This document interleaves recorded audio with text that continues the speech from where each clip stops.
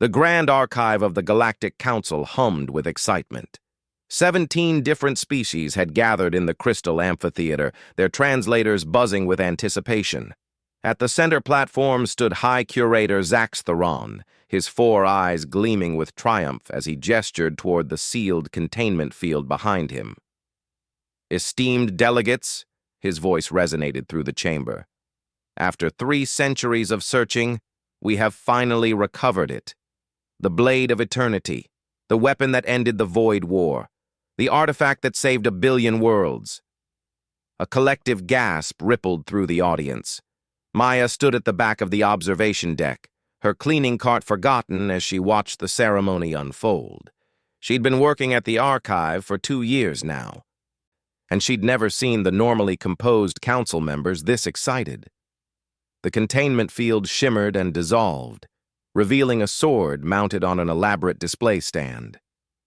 Even from this distance, Maya could see the weapon's strange beauty. The blade seemed to absorb light rather than reflect it, its edge impossibly thin, its surface covered in symbols that hurt to look at directly. According to our research, Zax Theron continued, this weapon was forged by the progenitors themselves, using technologies lost to time. It can cut through any material, exists slightly outside normal space-time, and can only be wielded by beings of extraordinary will. Maya squinted at the sword. Something about it seemed familiar. The legends say, another curator added, a crystalline being named Shard of Dawn, that the blade chose its own masters, that it appeared in the hands of champions across 12 different wars, always when the galaxy needed it most. Thomas, Maya's cleaning partner, rolled his cart up beside her. Big deal today, huh? He whispered. They've been preparing this reveal for months? Maya nodded absently, still staring at the blade. The shape of the handle, those weird notches near the guard, the way the pommel was slightly bent to one side. Her eyes widened. Oh no, she muttered. What? Thomas asked. Maya's hand went to her mouth. Oh no, no, no. Down on the main floor, Zax Theron was still pontificating. We recovered this magnificent artifact from a derelict station in the outer reaches. It was buried under centuries of debris, protected by security systems that took our best teams 6 months to bypass. The energy signature alone. Excuse me? Maya's voice cut through the chamber. Every eye, stalk, and sensory organ turned toward her. Thomas grabbed her arm. Maya, what are you doing? She pulled free and started down the stairs, her maintenance uniform suddenly feeling very conspicuous among all the formal diplomatic attire. Sorry, excuse me, coming through. Zax Theron's 4 eyes narrowed. This is a closed ceremony. Security, please escort. I'm really sorry to interrupt, Maya said, reaching the main floor, but I think that's my sword. The silence that followed was deafening. Your sword? Shard of Dawn's crystalline structure pulsed with confusion. Maya approached the display, ignoring the security drones that had begun hovering nearby. She studied the blade more closely, then nodded. Yeah, that's definitely mine. See that bend in the pommel? I did that trying to open a stuck maintenance hatch about 3 years ago, and those notches? I used it to measure spacing when I was installing new shelving units. Zax Theron's skin flushed purple. This is the Blade of Eternity, the legendary weapon of the progenitors. It cannot possibly be a maintenance tool. Look, I'm not saying it isn't legendary or whatever, Maya said diplomatically. I'm just saying I dropped it during a deep cleaning job on Station Theta 9 about 3 years back. There was this whole incident with a plasma leak, and I had to evacuate fast. Must have left it behind. Thomas had made his way down to join her. Oh man, is that the weird knife you used to keep in your toolkit? The one you said you found in a storage closet on your first day? Yeah, Maya confirmed. It was just sitting there with all the old equipment. Made a great utility blade. Cuts through anything. Really handy for stuck bolts and sealed containers. A Vexorian ambassador stood up, their tentacles quivering. You found the most powerful weapon in galactic history? In a storage closet? Maya shrugged. The archive's pretty old. Lots of weird stuff in the back rooms. Found a pair of anti-grav boots last month, too. Zack's Theron looked like he might faint.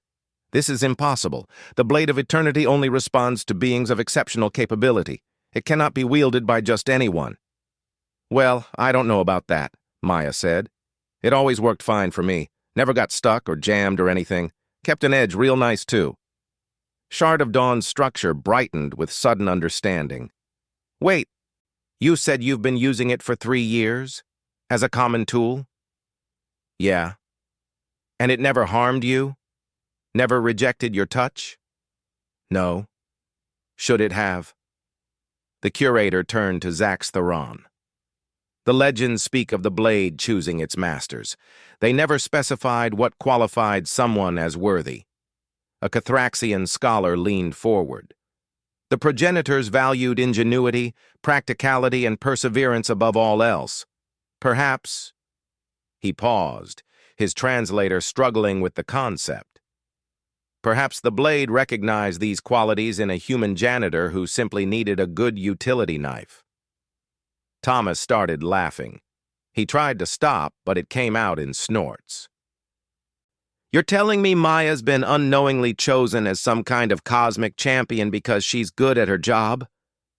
The blade ended the Void War in the hands of a fleet admiral, another delegate pointed out. Before that, a merchant captain used it to defend a colony, and before that, she consulted her datapad. A maintenance worker on a generation ship used it to repair critical systems during a crisis. Maintenance worker? Maya perked up. See? That makes sense. Zack's Theron finally seemed to regain his composure. So what you're saying is that this human has been the Blade's chosen champion for 3 years, and she used it primarily to open paint cans and cut zip ties, Maya added helpfully. Really good for zip ties. The High Curator sat down heavily. This will require significant revisions to our historical records. Thomas grinned at Maya. So, champion of the galaxy, you want your sword back? Maya looked at the blade, then at all the assembled delegates staring at her with expressions ranging from awe to bewilderment. Can I? I've got a broken ventilation cover on level 6 that really needs that edge. Shard of Dawn made a sound like wind chimes, laughing. I believe the artifact has already chosen where it belongs. However, perhaps we could discuss some ceremonial appearances for posterity. Sure, Maya said, reaching out to take the sword. It came to her hand as naturally as breathing, the weight perfectly balanced, the grip molding to her palm. As long as I can still use it for work. We're short-staffed as it is. As Maya and Thomas headed back to their cleaning route, legendary weapon in hand, the council chamber erupted in debate. Behind them, Zack's Theron's voice rose above the chaos. How do we explain to the Galactic Museum that their centerpiece exhibition is leaving to fix ventilation covers? Thomas nudged Maya. You're never going to live this down, you know. Maya tested the blade's edge against a stubborn piece of tape on a transport crate. It sliced through like butter. Don't care. Finally got my favorite tool back. That replacement knife they issued me was terrible. The Blade of Eternity, savior of civilizations and ender of wars, hummed contentedly in the hands of its champion. Sometimes Destiny wore a maintenance uniform. Sometimes legends just needed someone practical enough to appreciate them. And sometimes, the most extraordinary thing about humans was their ability to make the extraordinary seem perfectly ordinary.